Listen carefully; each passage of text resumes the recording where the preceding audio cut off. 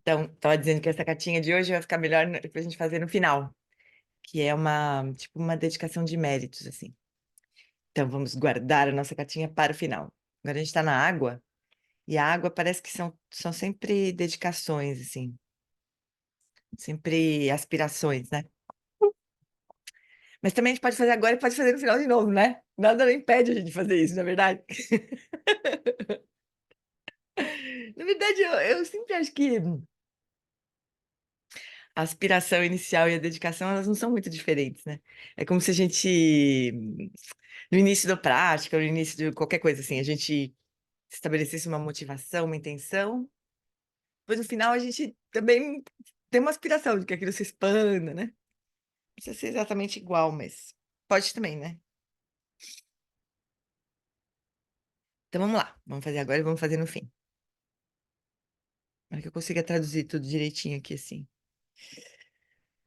Então vamos lá, Chuchus. Então, a gente começa recolhendo a nossa atenção de tudo que não é aqui, de tudo que não é agora, e soltando dentro do corpo.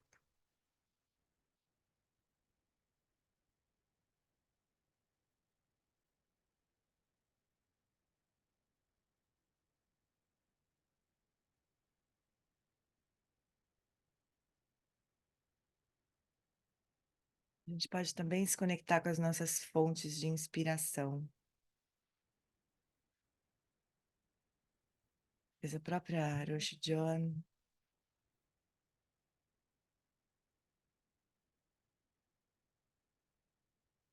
qualquer outro mestre, qualquer outra fonte de inspiração.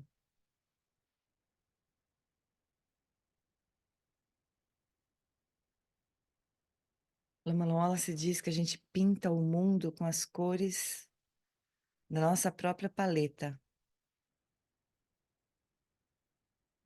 Que no caso dele, o Dalai Lama representa as melhores cores que ele tem na paleta dele.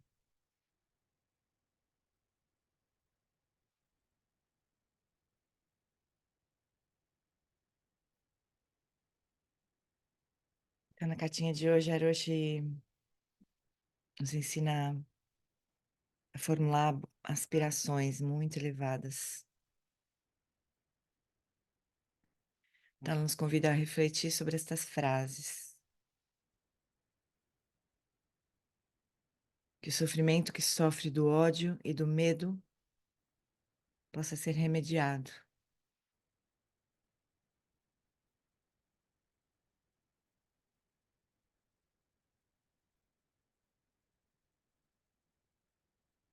Que aqueles que estão nas garras da insegurança possam ser libertados para a segurança da compreensão.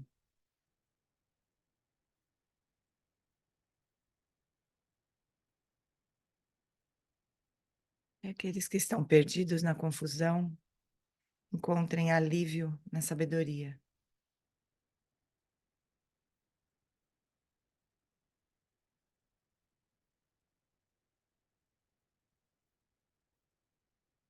Que as feridas do planeta possam ser curadas por meio da nossa ação correta.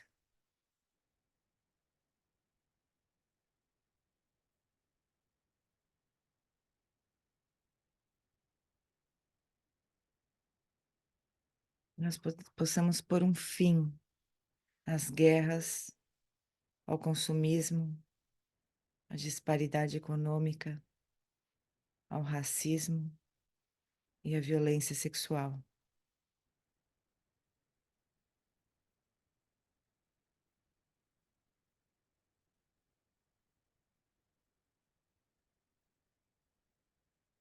Que aqueles que estão em campos de concentração de refugiados e em prisões possam encontrar um caminho para casa.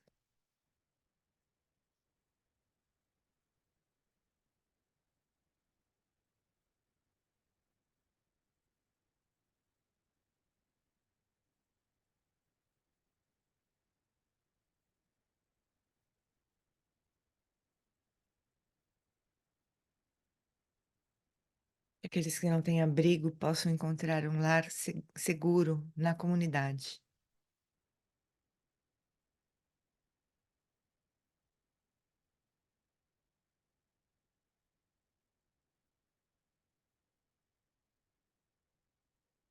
Que aqueles que estão sofrendo em um luto e na devastação da doença possam encontrar paz.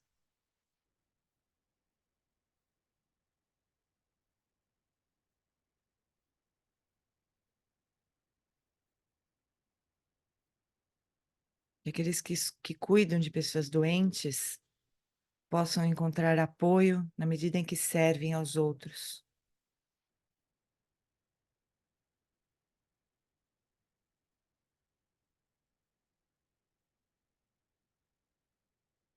Que aqueles que morreram possam ser liberados da confusão.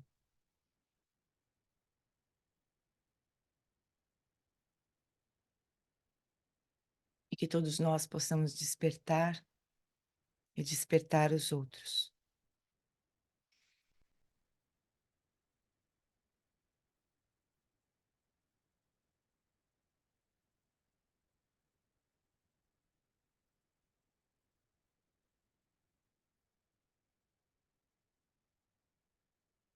Bem, amores.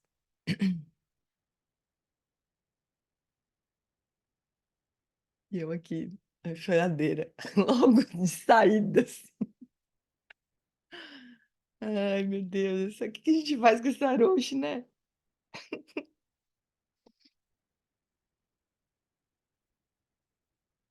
Se me dá só um instantinho que eu preciso fazer uma correção aqui.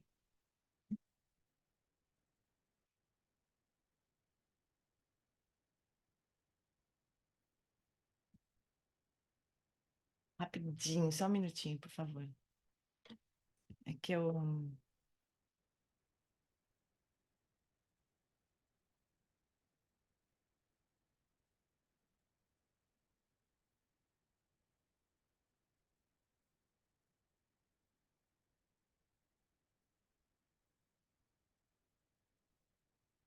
Não, isso aqui sai e eu não.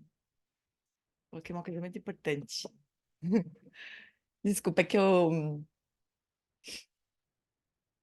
vou participar de uma mesa super legal que o Lamaçu tem. O Lamaçu tem inventa umas coisas, né? Ele inventou uma mesa agora no 108 Horas sobre sanga, sobre experiências de sanga, né? E como eu sou muito facinha, eu transito entre muitas sangas, assim. Então ele me convidou para falar. Eu tinha mandado uma, uma descrição, assim, tinha esquecido da Joana Lifax no meu coração. Então, tipo, só quis corrigir rapidinho isso aí. Mas para as pessoas se conectarem, sabe, com esses professores maravilhosos, não é por nada diferente disso. Então vamos lá, Maurício, vamos. Aliás, vai ser legal esse negócio das 108 horas, pessoal. Vai ser bem legal, vai ser dia 27, que é quarta-feira. As 108 horas é sempre legal, né? Toda. Mas 27 vai ser interessante.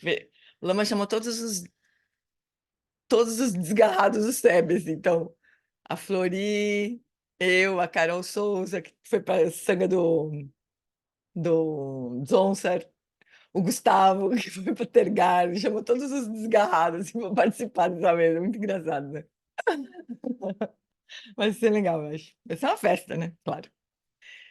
Então tá, meus bens, vamos lá então. A gente tá no. Ah, a Ju falou que estava trabalhando a história do chorar. Ah, menina, melhorei muito, Ju, você não tem noção. Mas tem coisa que não dá. Não dá, né? Tem coisa que não tem jeito. Vou chorar para sempre, acho. Ai, putz, grila. Tem como. Especialmente a Aroshi e o Frank Ostazeski, pelo amor de Deus, o que é isso? Bom, a gente tá aqui, ó. A gente tá nesse capítulo sobre objetificação. E a gente tinha parado aqui, mas eu vou. Vamos começar de novo, né? Porque a gente tá aqui, ó, outro. Como que a gente objetifica o outro? Eu acho tão útil esse conceito, né, de objetificar. E é um processo tão natural, né? Eh, a gente delimitar, fazer um recorte, né, da nossa experiência, que é sempre muito mais profunda, muito mais vasta, muito mais dinâmica do que qualquer recorte que a gente faz, né? Só que a gente faz um recorte e a página do livro físico está na 121K. Ah, é, o Ed já tinha colocado. Obrigada. Ed. Então, a nossa experiência fresca, direta, ela é sempre mais profunda, mais vasta, mais dinâmica do que qualquer recorte que a gente faça. E o problema é que a gente, depois que a gente recorta, a gente não saca que recortou, né? A gente acha que aquilo é a pessoa, ou é a situação, ou é. E a gente começa a se relacionar com o recorte, né? Dando uma solidez. Então, isso que a Lama chama de objetificação, né? O Lama Lama chama de reificação. Enfim, outros mestres chamam de outras coisas, mas isso aqui no contexto da Lama Elizabeth é objetificação. Então, vamos ver como é que a gente faz isso com outro. Então, o mundo que nós objetificamos é uma existência imaginária e semelhante ao sonho, mas ainda assim tem regras. E quanto mais espertos nos tornamos em relação a essas regras, mais habilmente podemos funcionar dentro da nossa delusão, inclusive para encontrar um modo de sair dela. Primeiro, a gente pode começar a perceber melhor como é que. Tá bom, a gente não consegue entender direito essa coisa de o que está. Pode ser uma dificuldade mesmo para a gente, né? A gente procura entender o que está antes da objetificação, né? Ou como que é a realidade mesmo, do jeito que ela é antes de eu recortar. Pode ser que a gente não entenda como é isso. E não é simples, realmente, eu acho, né? Entender isso. Mas pelo menos se a gente perceber o processo e perceber que dentro dos recortes a lei da causalidade opera, quer dizer, como é que eu posso me atrapalhar menos, causar menos sofrimento para mim, para os outros, né? Dentro dessa limitação, mas de uma forma mais sábia, né? Mais inteligente, mais amorosa, mais compassiva, né? Isso é bom também, uma boa coisa. Antes da gente, em outras palavras, enquanto a gente não é Buda, né? Enquanto a gente não se livra completamente da objetificação, como é que a gente pode se atrapalhar menos, né? Essa é a questão aqui, eu acho. Então, em outras palavras, cabe a nós entendermos as regras do karma, porque a maneira pela qual respondemos ao mundo das coisas pode criar uma grande bagunça, ou pode criar as causas e condições para o nosso despertar. Então, as regras do karma funcionam assim: quanto mais fervorosamente criarmos fronteiras artificiais dentro da ausência de fronteiras, mais nos debateremos no nosso reino de coisas que não tem conserto. Quando a gente faz um recorte, a gente pode não enxergar a saída. A gente pode não enxergar que é um recorte, pode achar que é a realidade, né? E muitas vezes, dentro desse recorte, as soluções ficam de fora, né? Pode ser que a gente deixe coisas importantes de fora do recorte, né? Então a gente pode ficar preso nesses recortes, nessas bolhas que não tem conserto, né? E quanto mais nós nos expandirmos para acomodar as coisas, mais suaves se tornam as fronteiras do eu e do outro, e vamos nos aproximando da qualidade da ausência de fronteiras. Uma postura nos mantém no escuro e a outra nos move para fora do escuro. Uma cria sofrimento, a outra revela as qualidades naturais do amor, da compaixão, da compreensão, que são liberadas quando despertamos para a interdependência.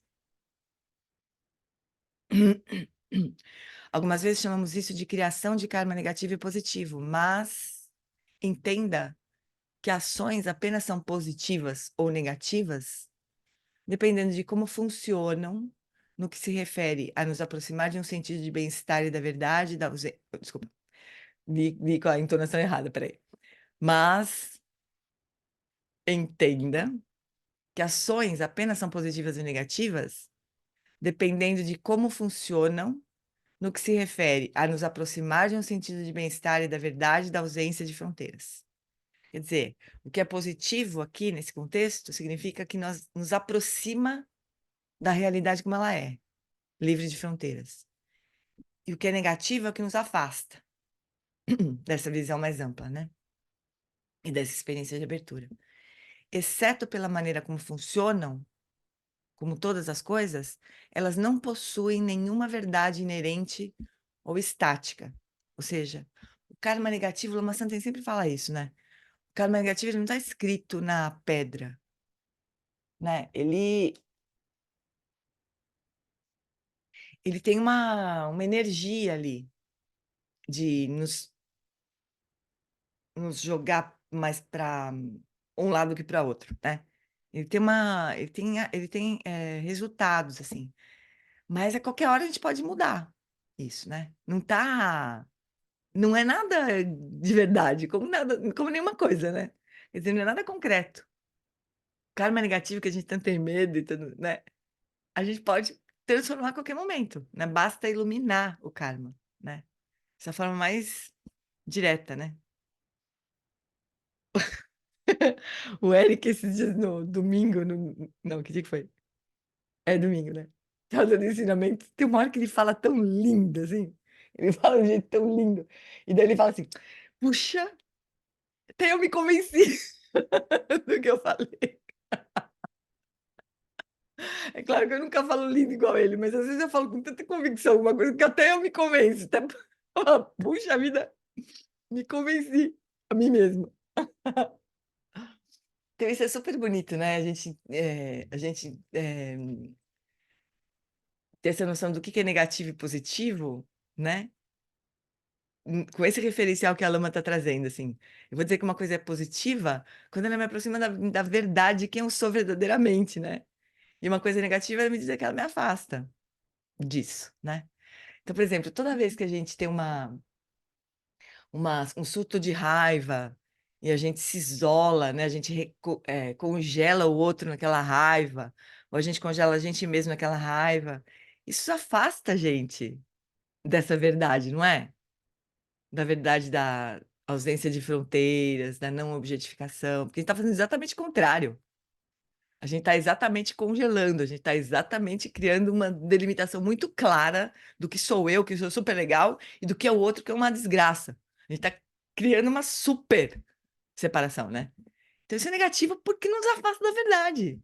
Não tem uma moralidade, assim, mais ou menos aí dentro, né?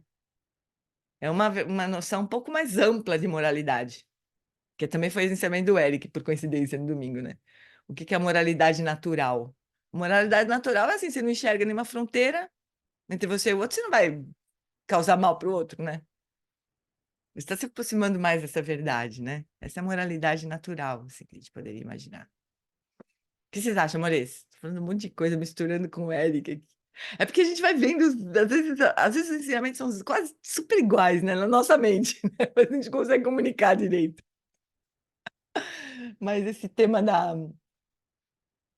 da compreensão, né, mais fluida, né, da natureza mais fluida da realidade, é super bonito, né? É isso que a Lama está falando também, um aspecto do que a Lama está falando aqui.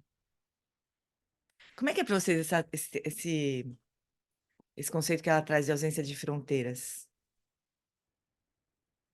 Eu tinha um pouco de dificuldade de lidar com esse conceito desse jeito, de ausência de fronteiras. Para mim ficava mais fácil, devia ser a mesma coisa, né? Pensar que a gente está dentro de bolhas, né? Porque afinal de contas as bolhas, elas têm fronteiras, né? A gente tem experiência de fronteiras, né? Quando a gente está dentro de uma bolha de realidade, assim. E à medida que a gente vai expandindo, essa fronteira vai desaparecendo. Para mim ficava mais fácil, assim, de entender. Como é que é para vocês?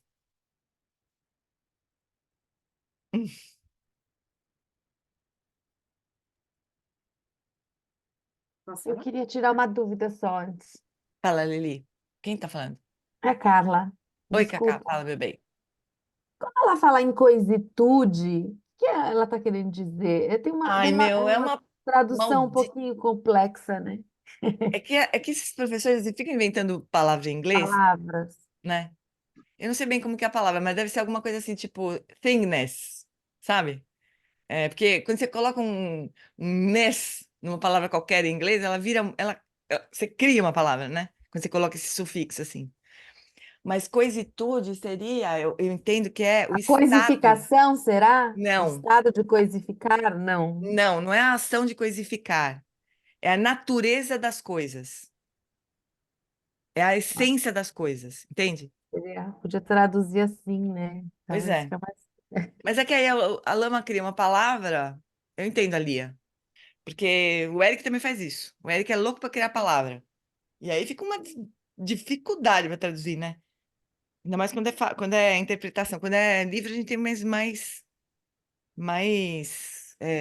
tempo, né? Para escolher outras palavras e tudo mais, né? Mas quando a Lama cria uma palavra, a gente pode se esforçar para transmitir esse mesmo conceito em português, né? Na nossa língua, assim. Então, coisa e tudo, vamos ver o contexto que está mais para frente, né? Vamos ler o trecho que está essa palavra aí. Ai, acho que eu pulei aqui. Muito rápido. Onde que está, hein? Tá na Ah, uma cento e vez vinte que e dentro da dois. verdade da incoisitude, quer dizer, coisitude é a natureza da coisa, né? Mas aquela natureza da coisa, ela, a coisa em si, ela não existe, né? Ela ela não tem uma delimitação verdadeira, ela não tem nada que seja intrínseco, quer dizer, uma coisa, qualquer coisa, qualquer coisa, só vamos pegar um celular, por exemplo, né? Ele só é celular porque a gente usa como celular. Tem uma coisa importante, tem uma que define que é uma coisa válida? Que é uma forma válida de nomear alguma coisa, né? A gente pode nomear pela função que ela tem. Então, se aqui tem uma função de celular, eu posso chamar de celular, né? Agora, como está dizendo o Ed, quando o celular deixa de funcionar, por exemplo, ou quando é mais útil, a gente pode usar como peso de papel, né? A gente pode dizer que isso aqui é um peso de papel também, né? Mas seja lá o que for a, a- o nome que a gente der, ou a concepção que a gente tiver de um objeto, sempre vai depender de nós, né? Que estamos nomeando, que estamos dando essa função. Imagina, a coisa mais engraçada isso que o Ed falou. Isso aqui é um celular, mas pode ser um peso de papel. Por quê? Porque eu quero, porque eu posso chamar de peso de papel. Por isso, né? Eu posso usar como um peso de papel. Mas ele não vai ser um peso de papel independente de mim. E também não vai ser um celular independente de mim, né? Rapidinho isso aqui deixa de ser celular. Rápido. Daqui 2 anos, 3 anos, isso aqui não vai mais ser celular, porque não vai funcionar mais, ele já está obsoleto, né? Não tem a obsolescência das coisas programada. Daqui a pouco não vai mais ser um celular. Então, a coisitude, o fato disso aqui ser um celular, depende de mim. Ele não é. Depende de nós, quer dizer, não é de mim, de nós, assim, depende do observador, né? Para, sei lá, para criança pode ser um joguinho, porque ela não se importa com o celular que a gente usa para falar com as pessoas, importa que tem um jogo instalado aqui e ela pode usar como um negócio de joguinho, né? É isso. Então, a coisitude é sempre relativa, é sempre dependente. Então, existe uma Interdependente. incoisitude, né? Quer dizer, não é um celular. Isso é uma incoisitude. Não é um celular. Mas é um celular. Que eu chamo de celular, né? É isso, é dureza de traduzir, viu? Mas eu acho que o sentido é esse. Não existe uma coisa, né? Independente, assim. Quem mais estava falando? Lili, né? E a Jane também. Jan, você quer falar? Janinha? Não? Oi, Lili. Oi. Não, é porque você colocou essa questão que para mim também era muito difícil, esse tema assim de não ter fronteira, né?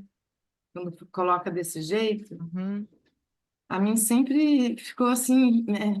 Parece que não dá para pegar, né? Não dá para entender assim. uhum, Mas hoje eu não sei, e você falando agora, me veio essa ideia desse tema que se fala muito agora, né? Que você traz muito e que para mim é muito clarifica bastante e que eu acho que é a grande questão, que é assim, não ter fronteira, talvez agora eu estou entendendo que seja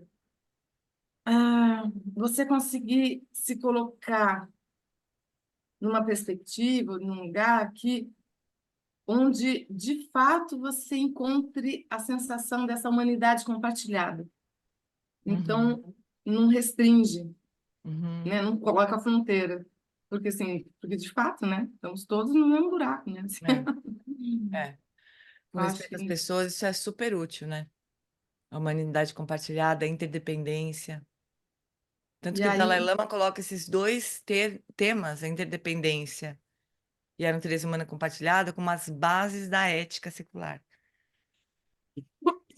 né? Se a gente mantiver essa visão, não precisa ficar criando código de ética, que não existe, inclusive. Código moral. A gente não pois precisa é. disso, né? Aí eu, Seria aí eu mais ou menos assim, a mão direita com raiva da mão esquerda. E tentando quebrar o dedo da mão esquerda, né? Coisa mais imbecil do mundo pra gente fazer. Mas é isso que a gente faz. É isso mesmo. É É isso que isso a mesmo. gente faz. E aí eu Engraçado. lembrei de um trecho da tradução que a Aline fez lá do James Lowe, que eu achei tão lindo, né? Que eu acho Do que quê? tem Do a ver quê? Fala de novo. um trecho de um texto do James Lowe, Ah, que tá. a Aline traduziu, Uhum. e que eu acho que tem a ver com essa coisa da humanidade compartilhada, não ter fronteiras, que eu acho. Ah, é lindo, na verdade. Eu acho ele maravilhoso. Não sei se vai fazer sentido ou se eu estou conectando coisas muito diferentes, mas está escrito assim. O coração é o espaço. E quando respondemos desde o coração, quando nos conectamos com alguém, nós encontramos o espaço do seu coração. A tradição Dzogchen fala sempre sobre meditar céu para céu. Isso significa que o centro da nossa existência não é uma coisa, é o espaço, um espaço que é fecundo, que dá nascimento ao seu infinito potencial, ao que quer que seja necessário. Não há fim para esta generosidade do coração. Ai, que lindo. É, Compartilha o texto com a gente. É um livro, é um artigo, é, um um- é, um- texto? é porque a Aline faz essas traduções e tem alguns textos assim separados. Eu não sei se é de um livro todo, mas ela me mandou como textos assim, Manda né? pra gente. Esse é um trecho de um texto. Uhum. Eu posso Manda pra mandar o gente texto. esse trecho, pelo menos. Quem sabe? Por favor, manda pra mim, eu compartilho aqui no grupo. Bonito, né? Então, aí tem uma coisa assim, né? A gente pode se atrapalhar também, porque a gente pode pensar assim, ah, pô, tudo espaço, como assim? Mas e as coisas, né? As coisas surgem e desaparecem, elas surgem e desaparecem, mas a gente não se relaciona com essa fluidez, né? Isso aqui poder ser um celular, mas poder ser um peso de papel também. De alguém ser, da minha mãe ser minha mãe, mas ela poder ser uma mulher, pode poder ser minha amiga, poder ser simplesmente uma pessoa, um ser que está cruzando o meu caminho nesse momento. A gente não se relaciona com as pessoas desse jeito, né? A gente encaixota, a gente coloca fronteiras, a gente recorta uma coisa que é infinita, que é espaço. Nossa, bati no que não é espaço, inclusive, no móvel, que não é espaço. A gente encaixota o que é espaço, que é abertura, putz, e perde o resto, né? Perde tudo. Total. Mas também existe o surgimento das coisas também, né? Que é a história da vacuidade. Tudo bem, tudo é vazio, porque tudo pode ser qualquer coisa, né? Nada tem fronteira. Mas existe a luminosidade também. Quer dizer, as coisas podem assumir determinadas formas, né? Determinadas papéis na nossa vida. O problema é o quanto a gente fica preso nisso. E quanto a gente prende os coitados dos outros nisso também, né? Não só nos grandes papéis, mas nas histórias que a gente conta. A Uhum. gente conta uma história sobre alguém, sobre alguma situação, daqui a pouco a pessoa virou aquilo, né? A gente não enxerga mais esse coração aberto. A gente não enxerga que quando a gente encontra uma pessoa, a gente está encontrando um coração aberto. A gente não vê assim. A gente vê que a gente está encontrando uma pessoa que tem tais características que eu gosto ou que eu não gosto, inclusive, né? É super, putz, é super limitante, né? O jeito que a gente lida com as coisas, né? Mas tudo bem, se a gente pelo menos perceber, tá mais que bom também. Então, uma vez que dentro da verdade da incoisitude não há karma algum, nem atividades negativas ou positivas pela ausência de fronteiras, o que faz o quê a quê? Quem que fica com raiva de quem? Ou quem tenta beneficiar quem, né? Se aqui tem um coração de abertura, completamente livre, fazendo alguma coisa, produzindo alguma ação, envolvendo alguém que também é um coração livre, aberto, quem que está fazendo o quê para quem, né?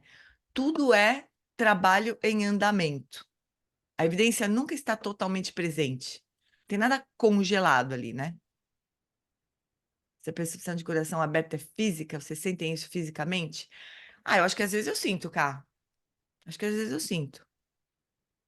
Às vezes eu sinto, assim, quando, por exemplo, muitas vezes eu, ou fazendo uma prática, ou ouvindo alguém dando uma instrução, né? Eu quase que eu sinto meu coração quente, assim, um calor, assim, aqui. Mas acho que isso não é... A gente não pode se prender também nisso, né? E daqui a pouco a gente tá, de novo, achando que o coração aberto é alguma coisa que eu sinto no meu corpo, que é super limitado, que pode surgir, pode não surgir, né? Eu acho. O que que vocês acham? O que você acha, Cá? Eu? É. Eu não acho nada. Não, eu tô Como não acha perguntando. nada? Claro que acha. De onde que veio Não, essa é que eu pergunta? fiquei pensando no Kuniê, né? Nessa questão Aham. de sentir, sentido e sentimento. Uhum. Como os sentimentos trafegam pelo corpo. Fiquei Uhum. curiosa, porque eu sim, assim, tá todo mundo tão enrijecido fisicamente que é quase que impossível você ter essa dimensão É. sem coisificar o É. sentimento, entendeu? Sei. Entendi. Eu também A entendo. minha questão Muito é essa. entendo. Eu acho assim, o corpo, a gente vai precisar olhar direito para ele. A gente já falou várias vezes disso aqui nesses encontros aqui, né? A Lili, tava na Carol também. O corpo ele pode ser uma grande ferramenta e pode ser uma grande prisão também, né? Se a gente não olhar direito para ele, né? Então, acho que é um caminho maravilhoso a gente poder perceber isso. Como é que é no corpo quando a gente está se sentindo aberto e conectado? Como é que isso está no corpo? Que experiência que é essa no nosso corpo, né? Eu Porque sinto no nas corpo, muitas práticas do vezes. corpo, isso é visível, né? Nas No, práticas do no, corpo. do Uhum, Kuniê, que é exemplo que eu trouxe, assim, estou pensando aqui. uhum. Todo mundo conhece Kuniê? Kuniê é uma prática, é uma yoga tibetana, né? Uma yoga criada pelo. Não sei se é criada pelo Tartantuco. Foi criada pelo Tartantuco, cá? Será? Não sei, Eu não sei se ele não criou, sei. se ele compilou. Eu sei que ele Eu tô que com os disseminou. livrinhos, É, eu tô com os livrinhos. é ele que. Tartantuco Eu Rinpoche, acho que é que ela é muito, né,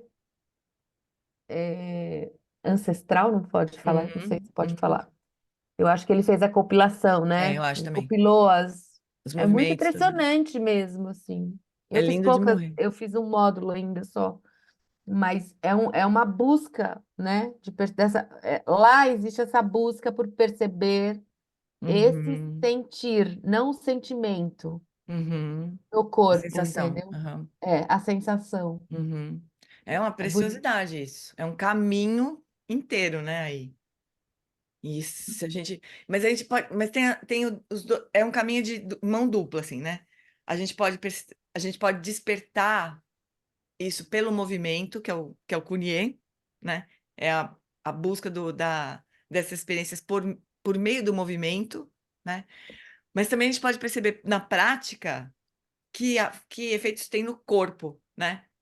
Quando eu Sim. faço uma prática de bondade amorosa, por exemplo, eu chego a sentir um calor no coração, assim, mesmo, como se tivesse um. Nem é físico, eu já botei a mão para ver se é físico mesmo, assim. Não é, mas é uma sensação de calor no coração, mesmo, assim, uma sensação de peito quente mesmo, né? Então, a prática é que trouxe essa. Não é que. Eu acho que elas acontecem ao mesmo tempo, assim, mas a gente percebe por um lado ou pelo outro, né? E às vezes a prática do corpo traz essa qualidade, né? Maravilhoso também, maravilhoso. Eu acho isso maravilhoso. E quanto mais a gente se familiarizar, quanto mais a gente se reconectar com essa experiência, né? Não tentar congelar a experiência, mas se reconectar com a experiência de abertura. Bom, é todo o ensinamento do Eric também, do mestre dele. Ele fala, o ensinamento do meu mestre, do Tuco Orgen, é esse. É reconhecer a natureza aberta e, e amorosa, nossa, dos outros. Então, quando a gente encontra o que ele chama de dharmatá, e ele chama de uma outra palavra que não é incoisitude, mas que é talidade, que também X, né? Mas em inglês é É que suchness. na Oi? nossa visão ocidental, a gente somatiza no corpo, né? Uhum, As doenças. uhum. Como a gente somatiza, como somatizar as curas? Como dessomatizar nesse caso, né? Ou Dessomatizar, cadê somatizar a O cura. Edângelo que Perfeito. entende desse assunto? Como a gente faz isso para a gente falar, não, que você sente no corpo a ponto de falar, isso é bom, isso, né? Ah, isso é maravilhoso, Cacá. Né? Eu acho que é um pouco isso, assim. É. Não, Agora é eu quero... um grande caminho, realmente, o corpo. Um grande caminho. Uma grande, é um grande caminho mesmo. Mas o ponto todo é assim, que a Lama está trazendo aqui, né? Como é que a gente pode é, se apoiar, se familiarizar com esse estado, né, de abertura do coração, assim, né? Que pode, e o caminho para isso pode ser, a gente pode aprender muito com o próprio corpo, ou a gente pode fazer o caminho contrário, né? Aprender muito com a prática e reconhecer no corpo e ancorar, né? Ah, tá aqui no meu corpo, tô sentindo, é verdade, né? Tô experienciando, essa é a minha experiência, né? Incluindo o corpo. É maravilhoso, realmente. Mas vamos ver. Então, quando a gente está nesse estado de abertura, não tem muito sentido, né? Porque não existe essa fronteira entre o eu e o outro. É tipo da coisa da mão direita tentando ajudar a mão esquerda. A mão esquerda não fica, ai, mão direita, muito obrigada por ter me ajudado. Não faz nem sentido, fica ridículo, né? Então é isso, não tem karma, não tem a raiva de quem, né? Ou beneficiar quem, né? A evidência nunca está totalmente presente, os dados estão incompletos. Não dá para fechar uma história, né? Quanto mais abertura e curiosidade nós temos em relação às coisas, mais clareza e flexibilidade surge na mente. Agressividade e apego perdem o seu apelo quando começamos a ver a amplitude e a profundidade das coisas. Nós nos distanciamos de um estado contraído e congelado, de vê-las como um inimigo ou como algo a ser obtido, e nos movemos em direção à misteriosa e líquida verdade da interdependência, em que sabemos fazer algo melhor do que chegar a conclusões definitivas sobre qualquer coisa. Isso é muito legal. Luma Santi falava que não sabia o que. Eu já comentei isso, já, no encontro passado eu falei isso, inclusive. Ele falava assim: não sei o que é pior. Quando o aluno chega para mim e fala, Lama, estou perdido. Ou quando o aluno chega para mim e fala, Lama, eu me encontrei. Porque eu estou perdido pode ser realmente muito aflitivo, né? Mas o eu me encontrei quer dizer que ele Daí é congelou, complicado. né? Chegou numa conclusão definitiva. E daí ferrou, perdeu todo o resto, né? Mas não é também. O Lama Santana fala assim, ó. Você pode. Eu lembro a Inês, nossa amiga da sanga antiga do Lama, sanga raiz do Lama Santen, falando que quando ele pediu para ela fotografar um evento, sei lá, e ela falava assim, ai, mas não, eu morro de vergonha, eu não vou ter cara de ficar na frente de todo mundo fotografando e não sei o quê. Aí ele fala assim, não, você vai... Eu não sou fotógrafa, ele falava, né? Ela falava para ela, eu não sou fotógrafa, eu não sei fazer isso. Ah, então agora você vai incorporar o fotógrafo, né? Agora você vai pensar, não, eu vou registrar isso daqui para as pessoas poderem se conectar com esse encontro, né? Esse é o seu papel, né? E você vai ser uma fotógrafa esta noite, né? Você vai ocupar esse lugar de um fotógrafo. Como é que um fotógrafo faz? Pensa, como é que um fotógrafo faz? Ele escolhe o melhor ângulo, né? Ele procurando não incomodar, procurando não atrapalhar, mas ele procura chegar perto, ele procura registrar os momentos mais bonitos, né? Foi falando para ela como é que a mente de um fotógrafo funciona. Daqui a pouco ela era uma fotógrafa, né? Mas ela não precisou fazer um curso, ter um diploma, fazer um registro, não sei em que associação de fotógrafos para poder, né? Não, ela só emprestou aquela mente do fotógrafo e foi lá e fez, né? Essa fluidez é que a gente pode ter. Eu lembro que quando eu comecei a traduzir pelo Lama Wallace, que foi no sopetão também, o Lama fez esse mesmo trabalho comigo. Não, não tem problema, você não é tradutora, você só vai traduzir. Você só vai fazer isso hoje, né? Você não é tradutora, não se preocupa, né? Você não precisa se preocupar. Você só vai traduzir o que o seu professor falar. Simples, né? Mas aí a gente se atrapalha, a gente começa a querer solidificar, né? E ter o que eu vou ganhar com isso, o que eu vou perder. A gente pira no personagem. A gente acha que o personagem é muito de verdade, né? E porque de verdade, a gente precisa então se comportar de acordo, né? A gente precisa fazer as coisas. O Lama Santa ensina a gente a emprestar a mente daquele personagem. E daí a gente naturalmente vai agir.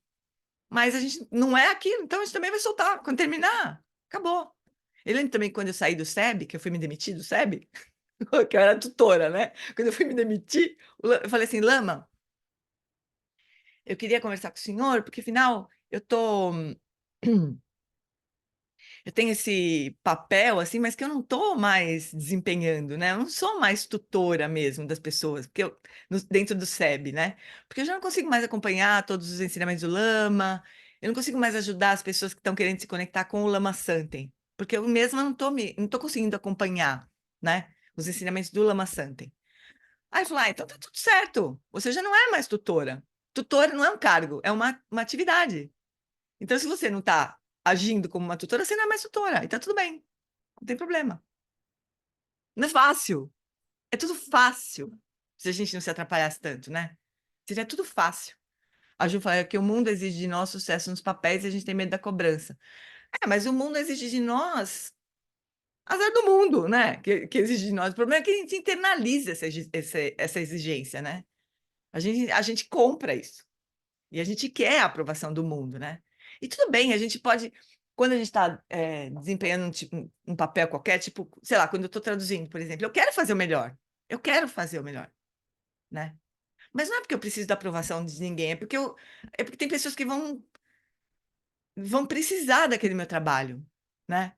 E eu posso atrapalhar as pessoas, mas também tem uma coisa assim, nesse caso, por exemplo, da tradução, né? O fato é que eu não estou sozinha traduzindo. Se eu falar uma besteira muito grande, o Lama Santé vai me corrigir. Ou o Marcelo Nicolodi vai me corrigir. Ou alguém que entende inglês vai me corrigir. Fala, você tá louca. O Lama não falou nada. Uma vez a Anisamba fez isso, mas ela estava errada. Mas ela fez isso. Ela estava do meu lado, eu falei, eu traduzi não sei o quê, e ela falou bem alto, assim, do meu lado. He didn't say that. Eu quase desmaiei. Ela estava do meu lado, né? Eu traduzi alguma coisa que o Lama Wallace falou e ela mandou ele não falou isso. Aí sabe quando eu saí do corpo, assim, não tava. Você não espera, né? Uma coisa assim. Quê? Aí ela falou assim, blá, blá, blá, blá, blá, blá. Aí o Lama Wallace falou assim, não, eu não falei isso. Eu falei, tá, que era o que eu tinha traduzido. Por sorte, podia ter sido bem verdade, né, o que ela fez. Mas eu quase desmaiei a hora que ela fez isso. Então, assim, eu não tô sozinha. Tá tudo bem também. Se eu fizer alguma besteira, alguém vai me ajudar, né? Então, também, se a gente se coloca nessa posição de não precisar dar conta das coisas sozinha, é bem mais fácil também, né? Mas a gente não se coloca também nessa posição muitas vezes. A gente não acha que a gente pode pedir ajuda, que a gente pode errar, que a gente pode aprender, e nananã. Aí vem todo o sofrimento, mas tudo vem desse congelamento, né? Dos papéis. E a gente faz isso.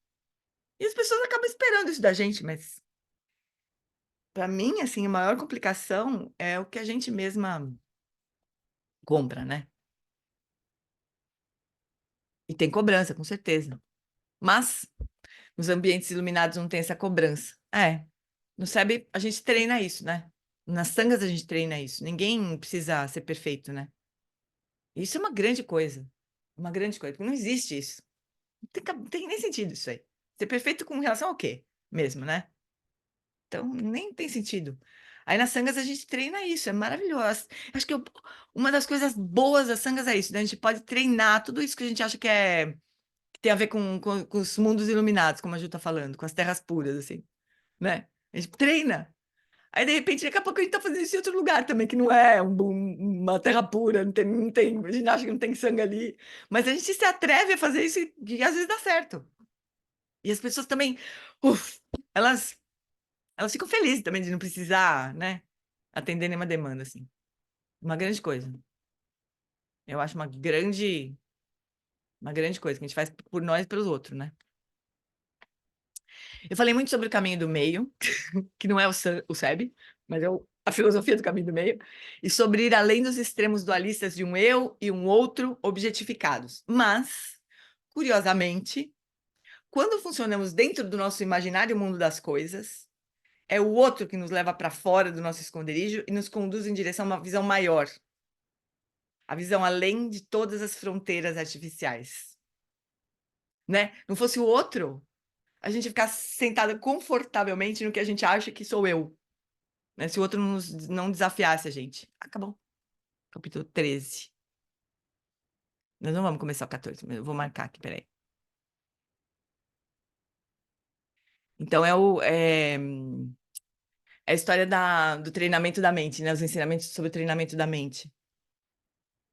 Que a gente pode desenvolver várias qualidades que são completamente dependentes do outro. Então, nos 8 versos do treinamento da mente, por exemplo, tem um verso que é assim, o primeiro verso é assim, né? Preciso pegar um fio.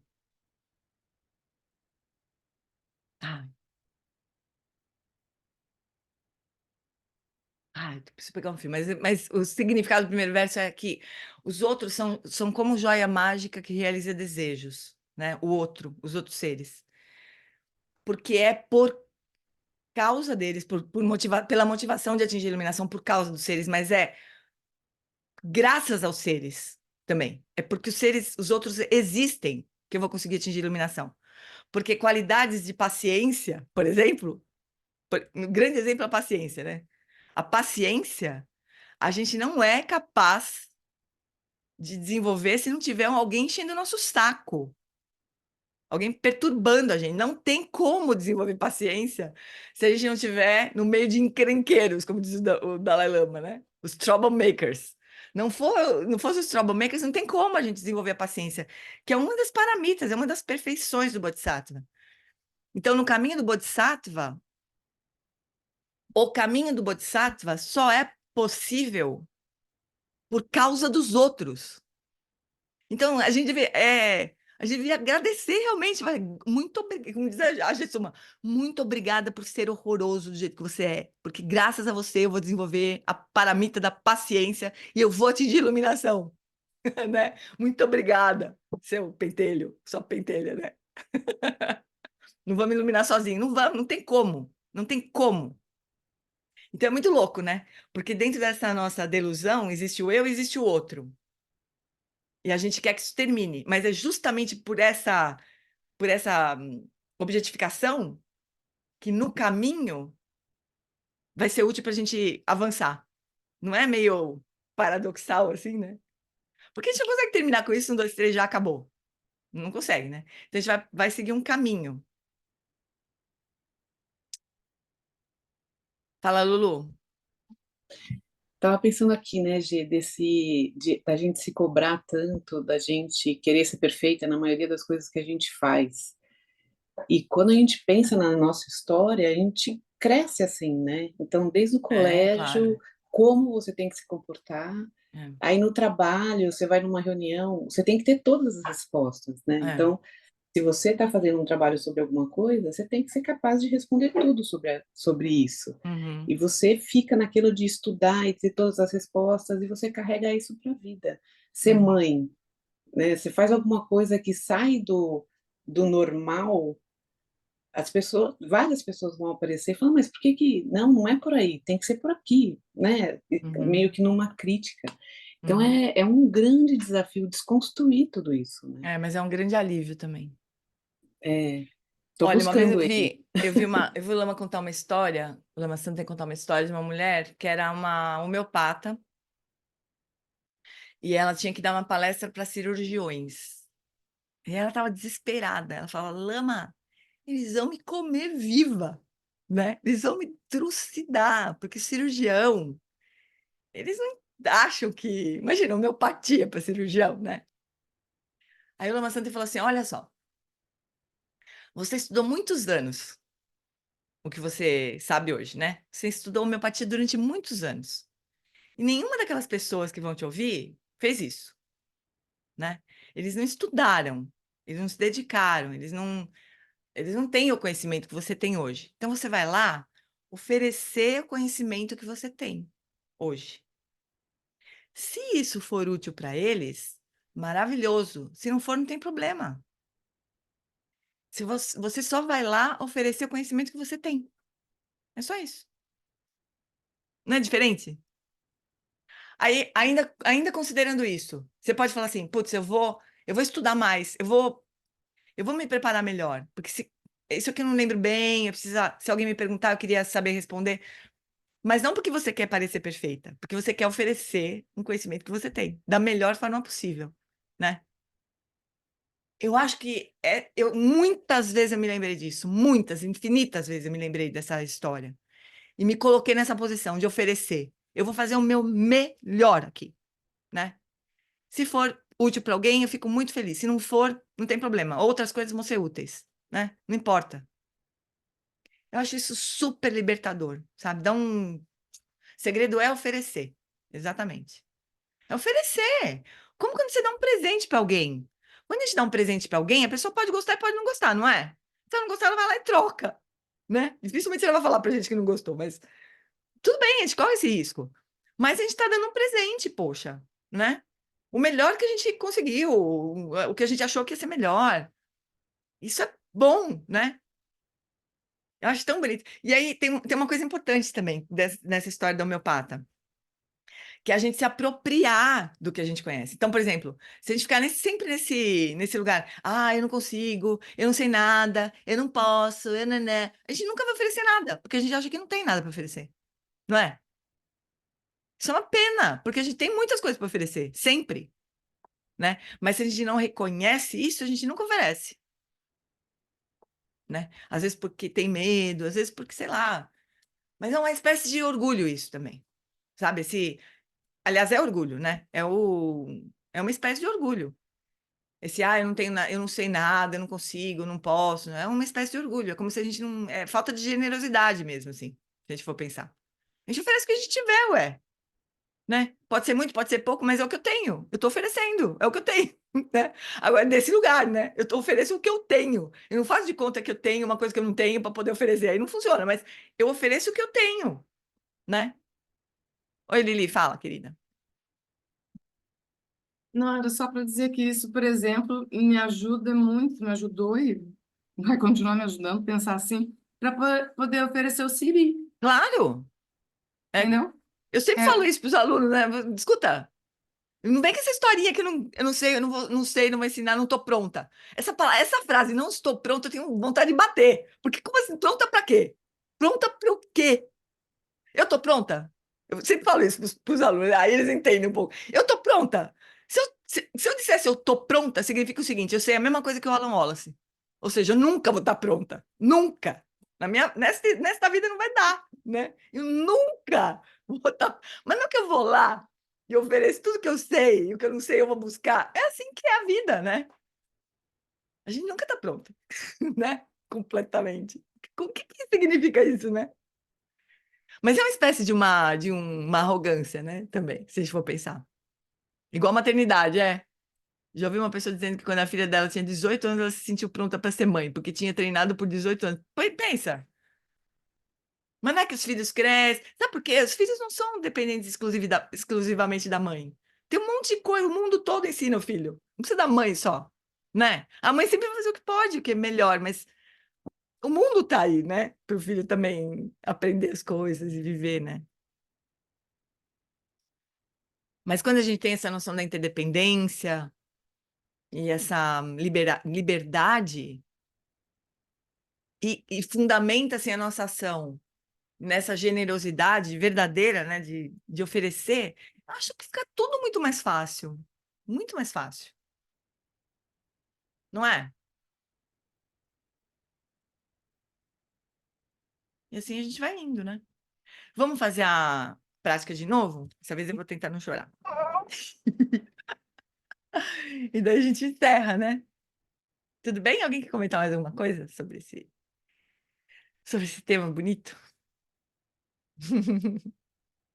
Sim, muito importante. Muito importante. Então vamos lá. Então, acomoda o seu corpo, seu coração, sua mente. Convida a sua consciência para estar no mesmo lugar onde o seu corpo está, como diz a nossa Lili.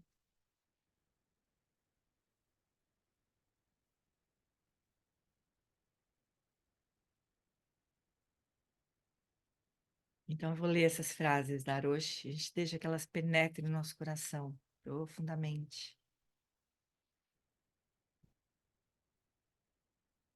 Que o sofrimento que surge do ódio e do medo possam ser remediado.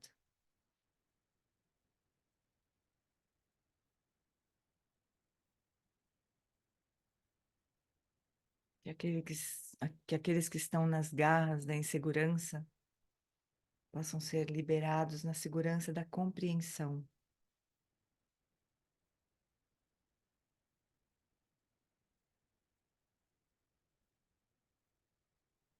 Que aqueles que estão perdidos na confusão encontrem alívio na sabedoria.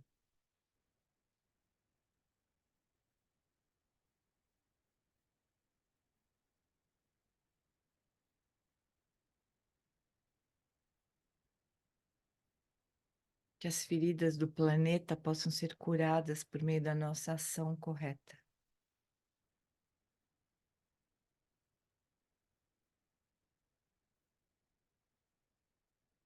Nós possamos pôr um fim às guerras, ao consumismo, à disparidade econômica, ao racismo e à violência sexual.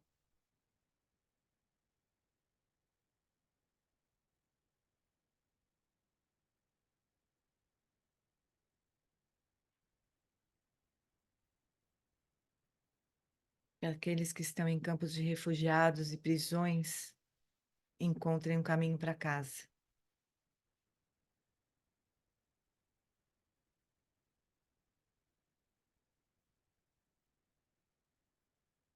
Aqueles que não têm um teto encontrem a segurança do abrigo na comunidade.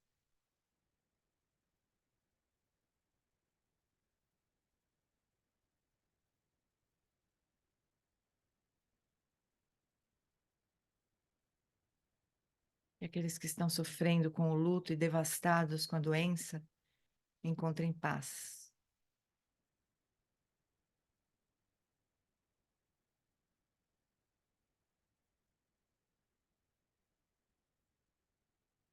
E aqueles que cuidam de pessoas doentes encontrem apoio enquanto servem aos outros.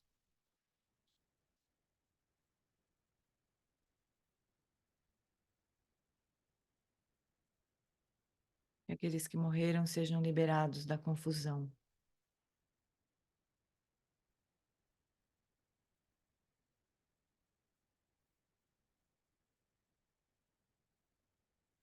Possamos nós despertar e despertar os outros.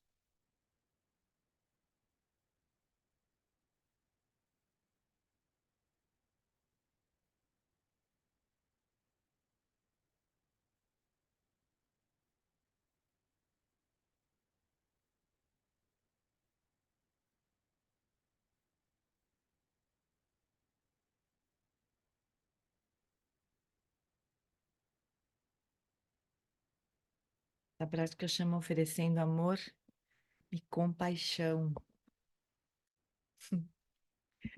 Por falar em oferecer, né? A prática chama oferecendo amor e compaixão.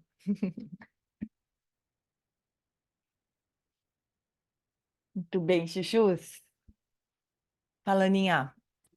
Ô, Gê, se puder, deixa a referência desse Cunier para a gente procurar. Ah, cá. Você pode... A Putz, Carla. será? Tem alguma coisa online, Carla, de Cunier?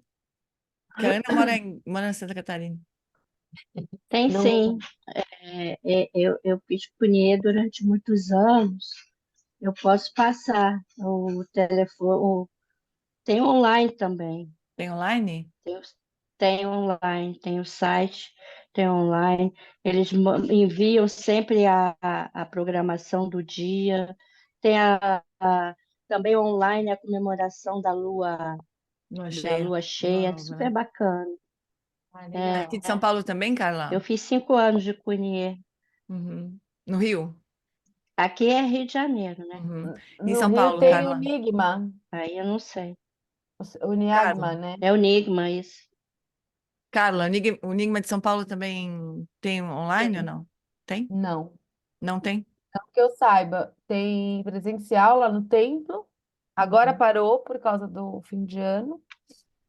E eu tenho uns livrinhos, eu fiz um semestre, assim, eu não sou iniciante, nem iniciada.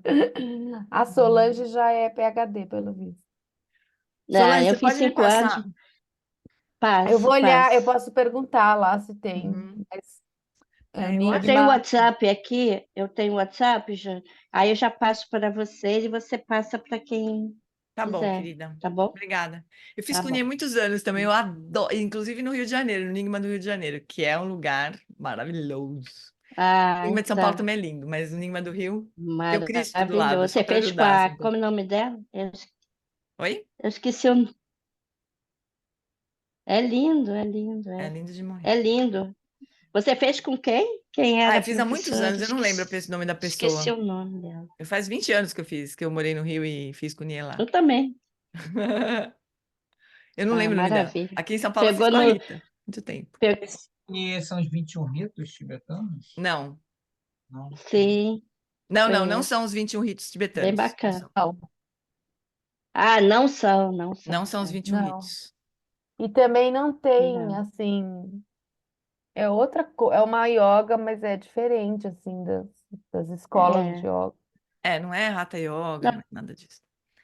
Mas não, é lindo de morrer. trabalha com contração e expansão, né? É, Então, os trabalhos você contrai, contrai, contrai, e expande. é, É uma É, isso delícia. mesmo. é uma delícia. É Nossa, tô com incrível. saudade de fazer Vale isso. a pena conhecer. Uhum. Aqui em São Paulo, eu estava fazendo no Enigma, que é bem perto da minha casa aqui. Mas a Ana mora em Santa Catarina. Que lugar que você mora, Ana? Eu moro na Grande Florianópolis. Na Grande É, Florianópolis. Bobear, é 30 Florianópolis tem alguma coisa, tem que Eu pesquisar. acho que tem. Floripa tem sim. Tem Eu acho que tem, sim. Ana. Eu Olha, vou o mandar nome é o assim, ó, é contato. Tem um Cunie. site só sobre Cunha, eu vou pôr aqui para vocês no chat. Pronto. Perfeito. Procura aí, Ana, porque eu desconfio que em Floripa deve ter alguém. Porque faz. Ó, a Carla postou Tem aqui sim, né? o site do Cunie. Ah, legal. Obrigada, obrigada. Pronto. Ah, Cunha É à só procurar. distância, onde praticar, tem tudo aqui. Ah, Tartung mesmo. Ih, pronto. Ah, Perfeito. Deixa eu maravilhoso. até Muito guardar bom, aqui. gatas e Não, gatos. Então, Cunha até semana Tartung, que vem. tá Semana que vem a gente certo. ainda é semana normal, né? A gente se encontra semana que vem. Certo? Certo, mano. É. Beijo, meu Hoje, obrigada, Um viu? beijo. Tchau. Obrigada, obrigada, queridos. Tchau, obrigada. tchau. Obrigada. Bom dia. Até Beijo, mais. Bom gente. dia. Bom Tchau. dia. Tchau, gente. Obrigada. Obrigada. Obrigada. Tchau.